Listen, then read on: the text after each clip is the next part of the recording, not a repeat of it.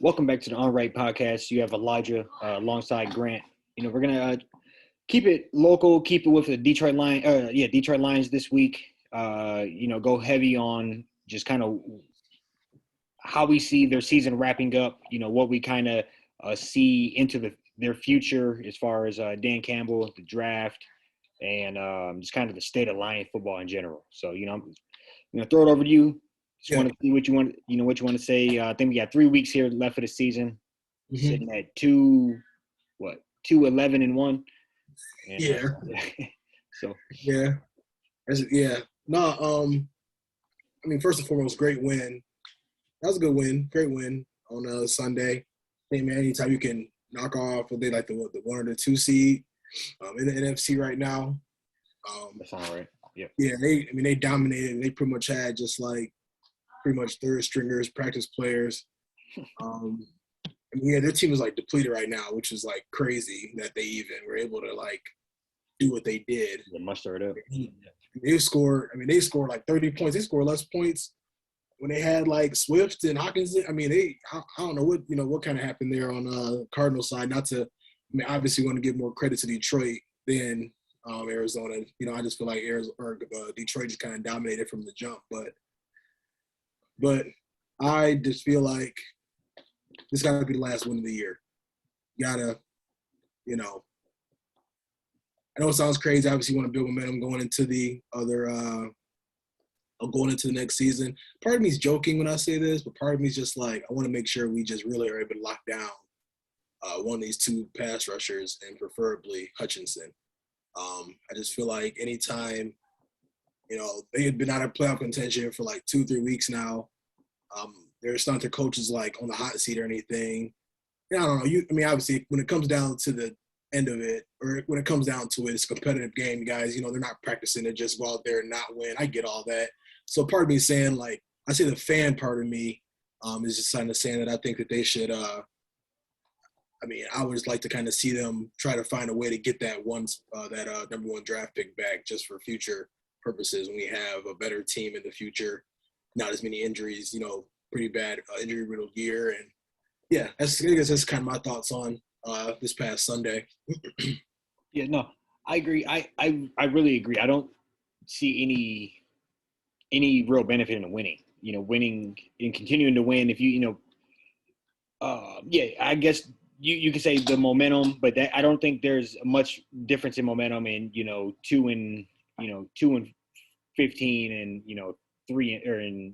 1-16. I don't think there's other than you could play yourself out of potentially a generational player, or play yourself out of having the best cards, which would be having that number 1 pick. And people then, even if you don't take that pick, because we're a very bad football team, and you turn that into multiple other picks, you're not going to be able to do that without the first overall pick. So I say that's the most power.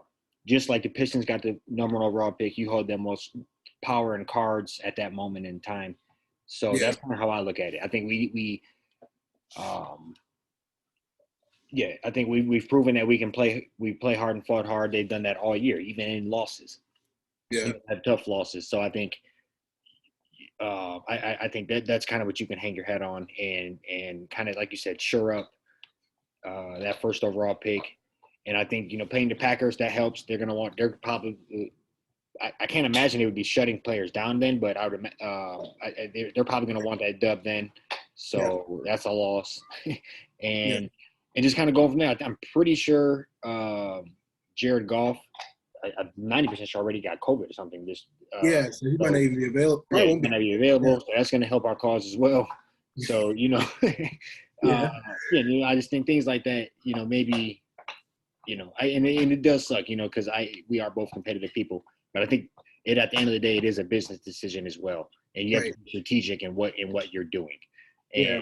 And that's the most lying thing in the world, is to be the worst team in football and play yourself out of the first pick. And I can easily see it happening. But I hope we get to Hutchinson. I think there's a major drop off between Hutchinson and Thibodeau, and I don't think we should come within 50 feet of any of the quarterbacks with any of those 2 first picks. To be honest, on my end. So Yeah. Yeah, no, I mean, and I think we both understand too. This might not be a very popular take, but I just think like, you look at. I think it just comes down. They can't even make the playoffs, and I think that's the only reason we should be like selling out is if you're still in playoff contention.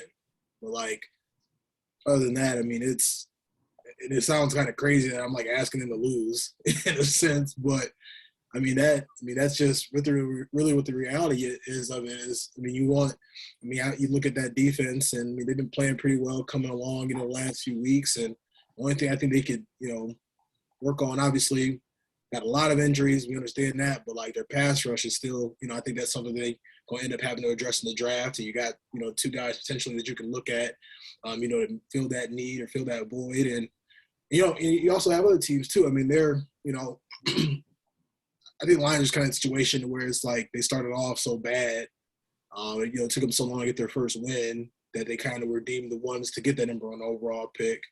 And, what it's kind of turned into now is they're able to rattle off 2 in the last 3 weeks. And, you got teams like Jacksonville and New York, starting to, fizzle out and just, not really play as well.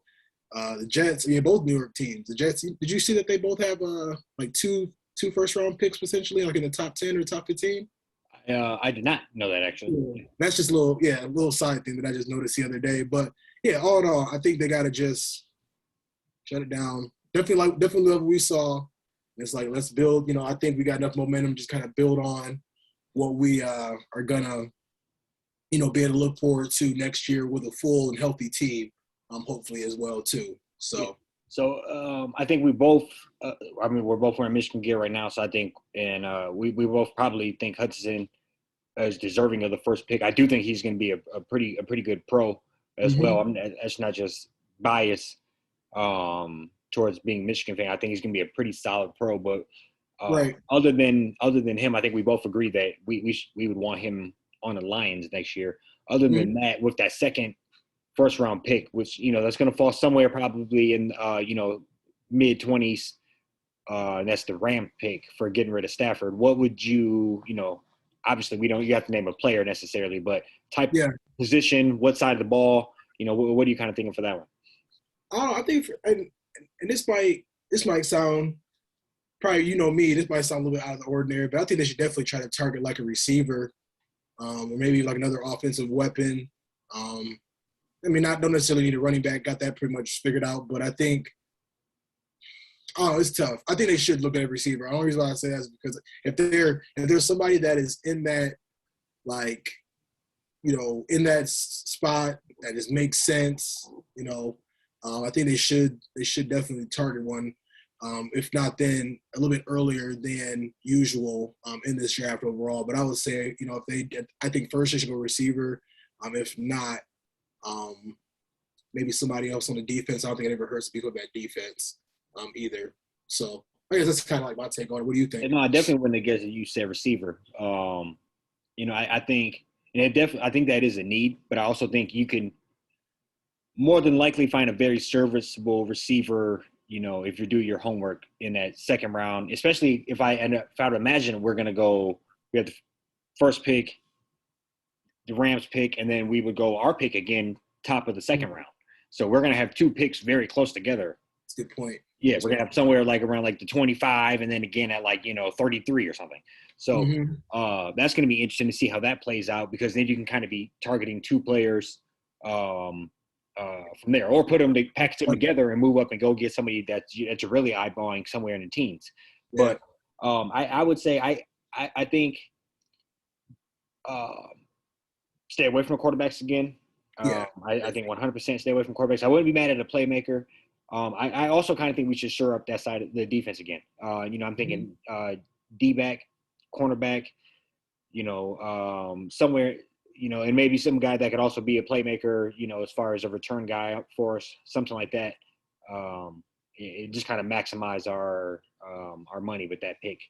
And then obviously, like I said, you could always circle back in whatever you missed with that second round pick, which would be pretty good pick as well. And then if we play our cards right, we could have 3 starters out of them first 3 picks.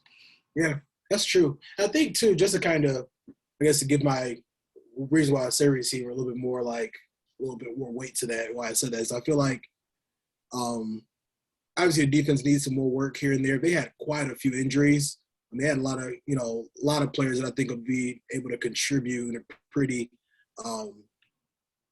heavy, pretty significant way once they get healthy next season. And I think like the only really weakness I would see, and it's kind of funny to say this because like we know they're just kind of like bad as a team as a whole, but like looking at them like week to week, I feel like the issue that we've seen the most is just like depth at wide receiver. I mean, they lost like one or two guys and really just was like, Right. Nothing. And like you said, we can definitely look at them like, at that late second round as well, or early second round, excuse me, because they'll end up having hopefully, the second or third pick in the second round as well. And then, or even the first pick in the second round as well. But I think like if you're looking at QB, I don't think that's going to make a ton of sense. But like if there's a player that emerges that kind of just, can't really, has the numbers, can't really deny, like the talent, checks quite a few boxes. I think it's definitely worth the conversation. But also too, I'm also never gonna be mad if they decide to, get an extra linebacker or, get somebody else in the secondary to kind of shore that up as well. Or somebody with defense overall. And you could probably speak to this better than I could. I know we have a pretty solid offensive line this year. Yeah. But I wonder what we could do to maybe try to turn it up to the next level. If there's and I'm not sure what the biggest need on that would be or, how we could play that. But I do know that that's an interesting place to be in when you have a couple of young offensive linemen that you could really be in a Cowboy situation like they were in 2015 or 2016 when they had 3-4 great young offensive linemen. And then you could really plug and chug any running back there. And then, maybe that makes everybody's job easier. So, I'm not sure what we could do on that, but that's something just kind of that popped up in my head while I'm thinking here that I know we've had a pretty good young offensive line core. And, we spent, a top 5 pick last year on a tackle. Yep. So maybe that could be interesting something as well. Cause either if you're eventually going to get a quarterback and you're going to need to make him stand up. And if if a young quarterback walks into a pretty good offensive line situation, that helps a lot different versus him running for his life. One thing I'll add too is I just been kind of hearing it a lot the last year or so is Taylor Decker, the left, because when he was hurt, he's a starting left tackle. He was hurt a good amount of the season. They threw Sewell over there, who was originally at left tackle, and then when Decker came back, obviously Sewell back over to right tackle. But I've heard, and this is ways away from when the draft is all going to be, but I wouldn't be surprised if they unload him and his contract, maybe for a couple mid-round picks or something like that, maybe steal a first-round pick from somebody.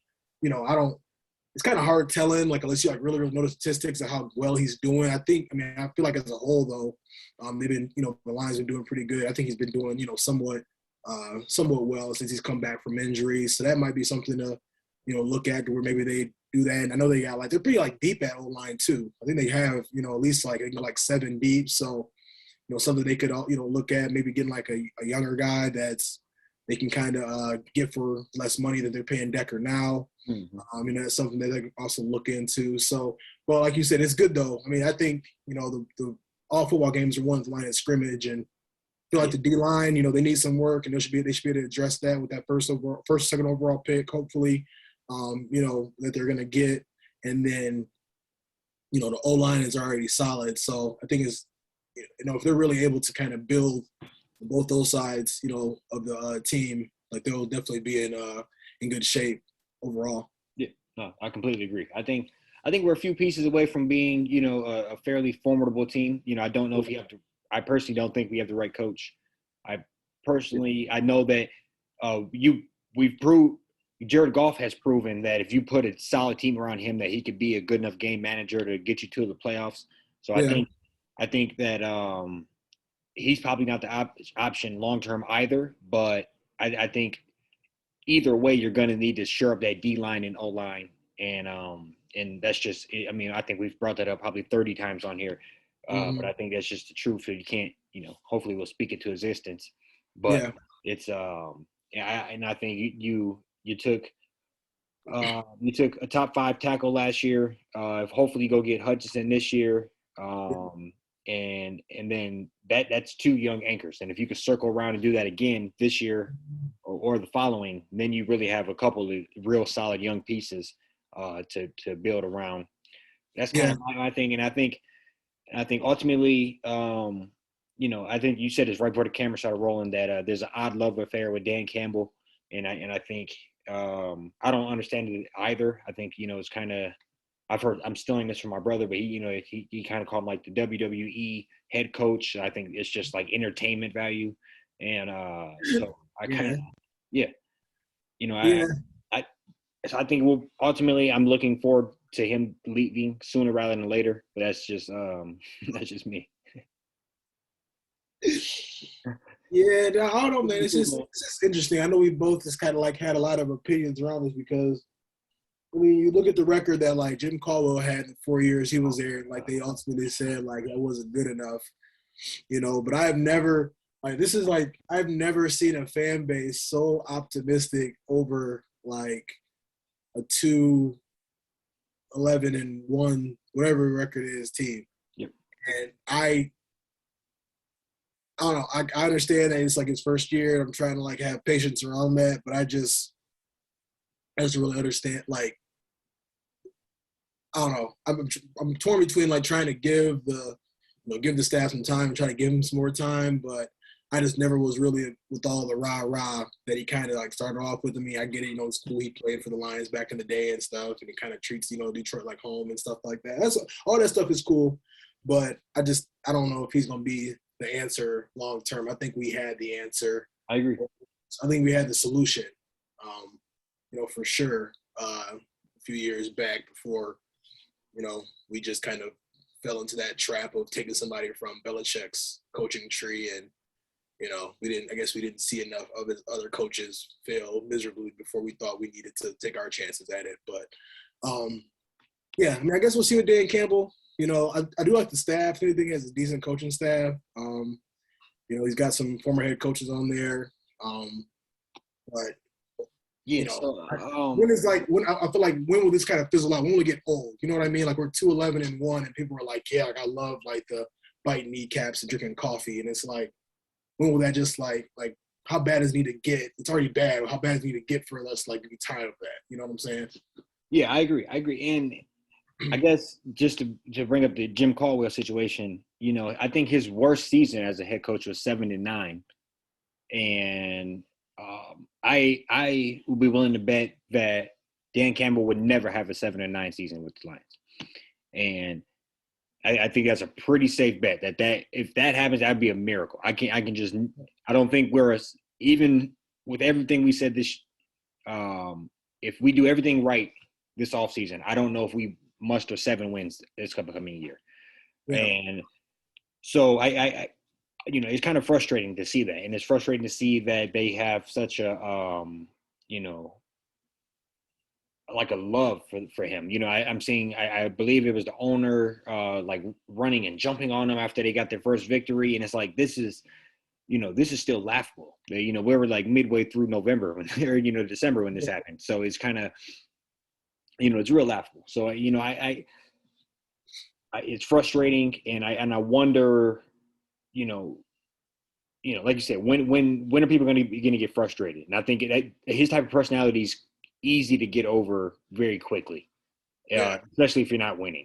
So because everybody was kind of tired of Patricia just because of how he acted. He just kind of came in there saying like, "Oh, there's stuff here I got to fix," and he traded players away for like washing machines, like next to nothing, and did all this other crazy mess. So it was definitely like easy to hate him, but like I just feel like Caldwell kind of just came in and handled business. I mean, I feel like he, in a sense, that was a 4-year stretch to where he like made winning like it was like, okay, like this is kind of expected. At least that's where that's kind of how I feel. That's what I felt, that 4-year stretch. And yeah, with 2 playoffs 2 times out of those 4 years. And people probably don't even remember like his last year. I believe they finished 9-7, and they ended up losing their last game of that season. And if they would have won, they would have got in. They lost like a last minute run in overtime or something like that. Like it was, they are very, very close to like, sniffing the playoffs again or getting into the playoffs again. So it's puzzling because, like I said, it's like, when was for me the threshold of us like, me not really being a fan of him was pretty much when we were like 0-7, 0-8, just for making like stupid mistakes and just not, obviously had some bad breaks in there, like, had a 60-some yard field goal kicked on us, like, when we played the Ravens. There's a lot of different things that kind of went on in there too. But I mean, I've seen like the bad clock management, the defense was atrocious to start the season. If we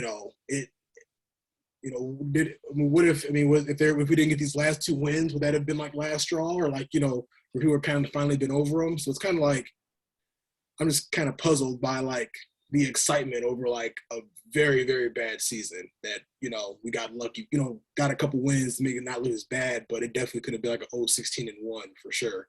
Yeah. Like, yeah, no, I agree. And there has been some bad breaks, but also, and I can't remember exactly, but I feel like we did something in that Baltimore game to even kind of give them a shot as well. Like I think, and I can't remember exactly, but I feel like we did some poor mismanagement in that game as well. There was something that they were saying the play clock ran out. It should have been delayed game, but they didn't call it delayed game, and ended up it was like 3rd and 30 or 3rd and 20 or something like that, and Lamar completed like a 20-some yard pass to get him in field goal range. I mean, field goal range for Justin Tucker, I should say, obviously. But, yeah, I mean, there was, I think they tried to call like 2 back-to-back timeouts against the Bears on Thanksgiving and, ended up ultimately setting them up for position for them to not get the ball back around the clock and just, kick, the Bears kicked the field goal to win the game. I mean, there's definitely been a lot of errors here and there. Like and I think, in my opinion, is inexcusable. Yeah, he did some weird shit with the punt versus like the Vikings or something. Like going for it on 4th down deep into his own territory. Like, yeah, that's a great thing. I would say, all of that is coaching blunders that is proven that he can't coach. And I would say those type of mistakes only look worse on a good team. If we were sitting at 7-7, we were sitting at 7 and whatever, the record would be right outside the playoffs. And then he had 2 or 3 coaching mistakes to cost us games. That's the difference between, right now it looks is the difference between, 4-9 and 1 or whatever. But, then it would be the difference between making the playoffs. So those type of minor mistakes or mistakes that are overlooked now because how bad we are really magnified if we do have a good product on the field. And so he's just not the guy. He might be a great O-line coach or tight end coach, whatever he was before. But, I just don't know if he's head coaching material necessarily. And you would know the guy's name, but he was the head coach for he's our assistant coach. He was the head coach for the Chargers. Oh, Anthony Lynn? Yeah. I could easily see him being appointed once the ship goes down. Yeah, it's possible. Yeah. I mean, and this is just me. I don't know a whole lot about him, but I remember they were on Hard Knocks like 2 or 3 years ago. And I just kind of remember he kind of like I just took on a liking to him from that. Yeah. So it'd be interesting to see because like, when, all this excitement and everything, what if we turn around next year, everybody's healthy and they start off like 2-7, then what? You know what I'm saying? Like that's why I'm like, I get the excitement and like, all the YouTube videos of him just at the podium crying and everything. Like, okay, but it's like we had somebody there that was just handling business without all the extra drama. You know what I mean? So it's like, I mean, right now it feels like we're in like a documentary or something on like MTV to where it just, I don't know, it feels almost like Ted Lasso. Like the guy just, he's like, he's just doing like a horrible job. Like it almost feels like there's like a reward for him to like just be bad. And yeah, like, I don't know. It doesn't feel like real. Sometimes. Yeah. It's like the Lions. We're not gonna let you have a good solid team, but we're gonna give you the most entertaining coach in the league. Yeah, the dude that literally like he might what do they call it? Macho Man, Randy Savage of coaches. Might moonlight as the Undertaker for all we know. I don't know. Like he seriously is like. My man called him Ted Lasso. I've never even seen that show, but that shit's hilarious to me. Yeah. Yeah, I don't know if you see it. Like, yeah. But no, it's just funny though. yeah, it's just yeah. Go ahead. Sorry. No, you're good. That's just but no, I agree, and I just think ultimately, we're the fan base is due much more than this, and they discard good coaches that Super Bowl winning coaches for unproven talent multiple times in a row, and I just kind of enough is enough, and they're trying to tell us on service, you're trying to sell us this that it's going to work when we had and ultimately kind of like what we're saying now, we're in such the depths that at what point we're in such the depths that I can't imagine us doing that much better anyway. But yeah, if we roll out a 2-7 season next year, is he gone? Or even if we start out, even if we go next year and win 5-6 games, is that good enough? Right. So at what's the threshold? Yeah, like? Where's the expectations? Because we were told it's 7-9 is not good enough, or 9-7 is not good enough. So if that's the expectations, then he probably should be gone next year. Yeah, I agree though. But we'll see. All in due time. Like I said, and I don't want to take away from what they did on Sunday. That was a dope win. I mean, they literally had practice squad guys out there. They dominated. Yeah, they got overlooked. They did. Yeah, they. If you were to watch watch ESPN and everything, it's all like what the Cardinals did wrong and what the Lions did instead of what the Lions did right. Which, I mean, those types of games, you can definitely look at a lot of what the Cardinals did wrong or what the Lions did right. And they tried to give it away for a second. They had a little turnover in the first. I'm like, okay, here we go. Yeah, and not for nothing. And not for nothing, they were pretty sure they had a touchdown that they didn't count. I like the Lions were kind of getting a little bit of calls that game. Like they had a. If you're talking about with the one on the pylon. Yeah. Oh, if you kick the pylon, that doesn't count as a touchdown. You got to have both feet in. I don't know. That's what I've heard. I thought the pylon was a touchdown. You can dive and touch the pylon. Yeah, that's true. I don't. I mean, we overdo some calls, but I'm just saying. Right. No, that's true for sure. Because I thought the same thing. Like I was sitting there, I'm like, that's kind of interesting that Tom Brady throws that as a touchdown 7 days a week.